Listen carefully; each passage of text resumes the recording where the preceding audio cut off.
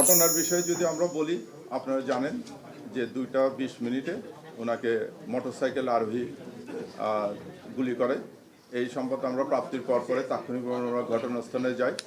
আমরা ঘটনাস্থলে যে ভিডিও ফুটেজ কালেক্ট করি, ঘটনাস্থলে উপস্থিত যে সমস্ত ব্যক্তিবর্গ ছিল, প্রত্যক্ষদর্শী ছিল, তাদের কাছ থেকে ঘটনার তথ্য এবং ব্যক্তিবর্গের বর্ণনা সহ অন্যান্য ফুটেজ সংগ্রহ করে আমরা চেষ্টা করি আসামিকে শনাক্ত করার জন্য।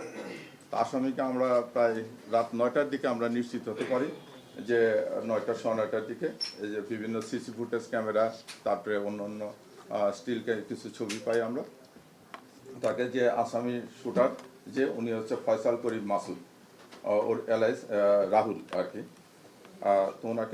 তো ওনাকে শনাক্ত করার পরে তারপরে আমরা বিভিন্ন তথ্য প্রযুক্তির মাধ্যমে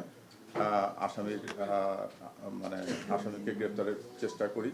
সেই চেষ্টায় বাংলাদেশের বিভিন্ন স্থানে মোহাম্মদপুরে, নরসিংদীতে, সাভারে সহ দেশের বিভিন্ন অঞ্চলে আমরা ধারাবাহিক অপারেশন পরিচালনা করি। এই অপারেশন পরিচালনাকালে আমরা মোটামুটি 10 জনকে গ্রেপ্তার করতে পারি। আমরা ছিলাম, র্যাব ছিল, বিজিপি ছিল, তারপরে ডিএমপি পুলিশ ছিল, জেলা পুলিশ ছিল, সকলে।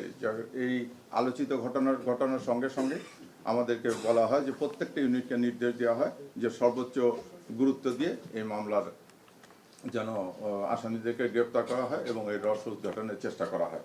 তার এই ধারাবাহিকতা আমরা বললাম যে ঘটনার সংশ্লিষ্টতায় আমরা 10 জনকে বিভিন্ন স্থান থেকে গ্রেপ্তার করি এবং এই গ্রেপ্তার তাদের জিজ্ঞাসাবাদের সঙ্গে সঙ্গে আপনারা জানেন যে ঘটনায় যে মোটরসাইকেলটি ব্যবহৃত হয়েছে সেই মোটরসাইকেলটা আমরা উদ্ধার করেছি। ঘটনায় যে গান দিয়ে শ্যুট করা হয়েছে সেই গান উদ্ধার করা হয়েছে, গান সহ আরও 3টি গান উদ্ধার করা হয়েছে। তাছাড়া গুলি এবং আরও কিছু ডকুমেন্ট জব্দ করেছে, কিছু ব্যাংকের চেক জব্দ করা হয়েছে, ওদের পাসপোর্ট জব্দ করা হয়েছে, মোবাইল ফোন সহ অন্যান্য আলামত জব্দ করা হয়েছে। এখন মামলাটি তদন্তাধীন। আমরা আসামিদেরকে রিমান্ডে নিয়ে এসে পুলিশ হেফাজতে নিয়ে এসে জিজ্ঞাসাবাদ করে আমরা মামলার রহস্য উদ্ঘাটনের চেষ্টা করতেছি এবং দায়ী ব্যক্তিদের দ্রুত গ্রেপ্তারের ব্যবস্থা।